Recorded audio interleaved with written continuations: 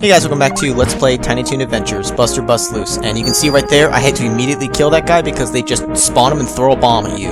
It's kind of a dick move, but anyways, for this section, for this first part here, we gotta get through that door. We can't through normal means, so we gotta come back to the left where we're supposed to go. And you can see those enemies there. You can pretty much guess what movie this is ripping off of, but that's fine. Got a little lucky there. I was supposed to jump on the second part, but I'll take it. I try to jump over that whole thing there because it's sometimes easy to get caught in between your jumps while you're dashing. If you get stuck in that little thing with all those enemies with only one hit, you're probably gonna die. So I just try to bypass them all if I can. Get the health extension. We'll get that carrot if we need it in a sec. I want to actually go over here first. Just drop kick over these things and then dash into that guy, get a carrot, and get a 1-up. Go. Won't dash here because sometimes I fall off the platform right up here because I'm dashing around too much. Play it a little cautiously. Oh, got hit, that's fine. That's why I got the carrot down there. You can always rely on that. There we go, we're good. Now that we got the key, we can go on through this. And this is how we get through that door. We need a key, huh? Well, why not just blast it open? These doors right here, this thing, it kind of looks like it makes me think of the door from Super Metroid. It's got that shape, but anyways. Here, it just magically explodes when you reach it, and I don't really get how we're walking on a beam of light. I don't know, cartoon logic. So we'll just move on. This section here, again, you can really tell now what movie this is ripping off of. Now this section, I never really understood this as a kid. I don't really get why when I think about it now. Why I didn't get it. Because it seems pretty obvious to me. That light that comes, I always I couldn't figure out why sometimes I would get hit or not. And I didn't realize standing in front of these things is what protects you. Because duh, it's an explosion coming your way. So if you go in the right pattern here, you'll be safe. The only thing to remember is don't move away too quickly. Like right here, it explodes. Make sure you wait for the explosion to fully finish, because sometimes it'll explode and you think you can move, and you'll step out and you'll barely get caught at the tail end of it. Well, it's happened to me before, so just be patient. Besides, since it's auto-scrolling, you pretty much have to wait anyways. Last explosion up here, golden carrot, but we don't need it. And then now we can just get past the enemies, just like that. This part here, don't really understand the point of this. You just keep sending the ball back and forth, and eventually it'll break on through. To the other side, of course. And one more up top should do it. What's our reward? Bunch of stars that we don't need. That's fine, though. Get back to the other side now. And we'll bust on through here. And actually, I think right here there should be a carrot. Yeah, there's a carrot right up there, just randomly. It's kind of hard to see that one sometimes. Now this guy here, you can actually grind some stars if you really wanted to, by just kind of chilling. He'll be knocking out a bunch, and you can just collect them. Or you can just get over here and just let him run into your slide. And then he kills himself. And then we can move on. Now this, you can either take the hard course or the easy course. I'm going to take the easy, but the only difference for the hard is that you can get these stars. So you can earn those extra stars right there for, you know, to earn lives, I guess, but who really cares? But the other thing I want to show is if you hit those switches that causes the barrels to come down, you get caught in it, you fall, and then they just wail on it. I think it's pretty funny, so I have to show that off, even though I take a hit for it. I don't really care. I'll be fine. But along the way, you just have to keep hitting these, the dodos. Keep hitting the dodo switches to keep replenishing your dash. As long as you know where they are, you're fine. No biggie.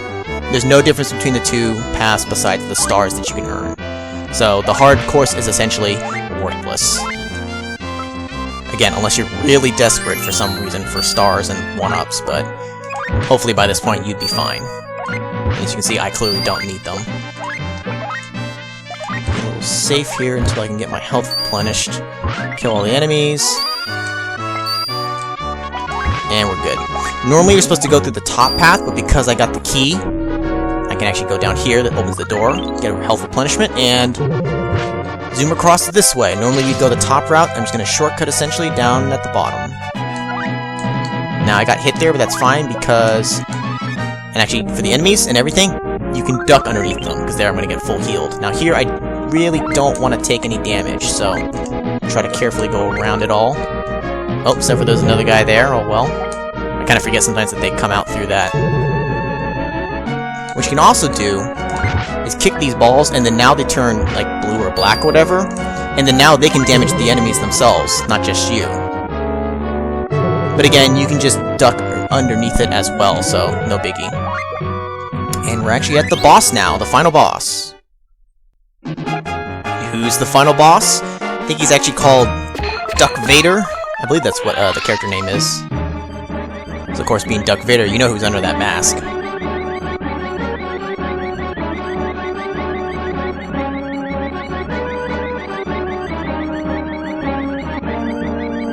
I like that. Do not underestimate my powers! Now for this, what you have to do is you have to knock him off his paralyzer gun.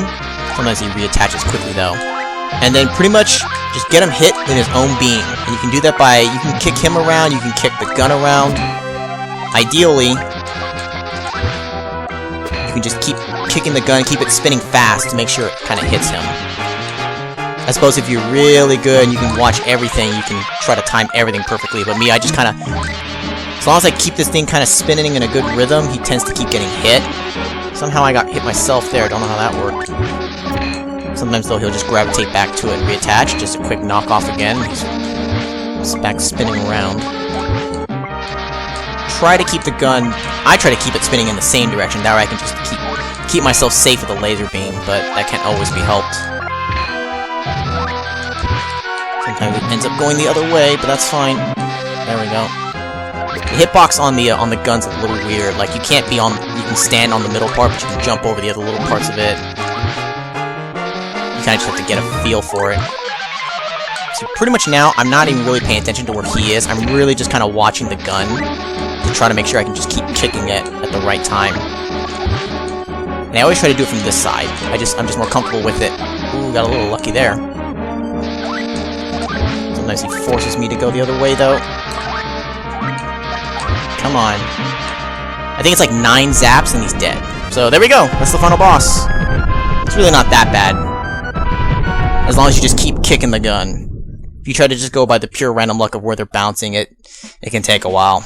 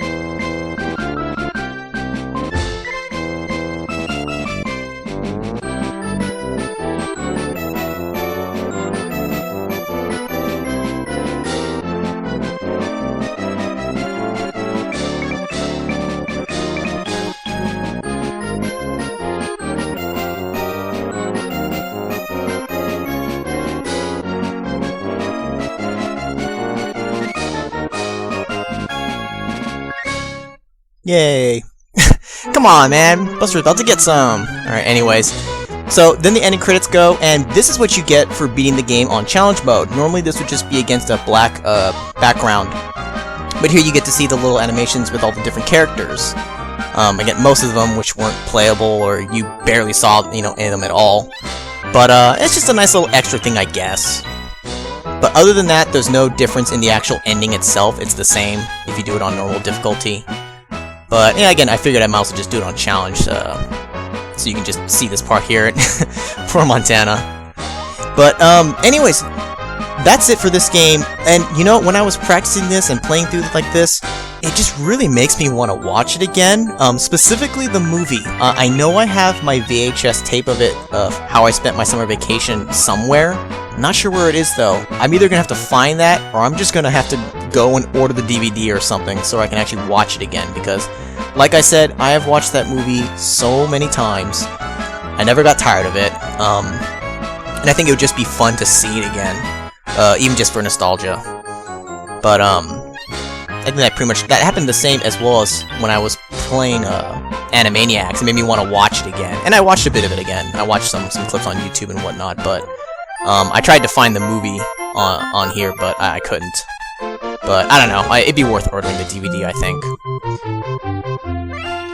And there at the ending screen it says the end. If you had done it on normal, it would say like, congratulations, whoever. Now try it on challenge mode or whatever. But there you go, that's the end. So that is it. That is Let's Play Tiny Toon Adventures Buster Bust Loose. So hope you guys enjoyed that. Thanks for watching, and if you're watching this in the present, meaning when this is just coming out, the next video is actually going to be my 500th video, which I've already got ready to go.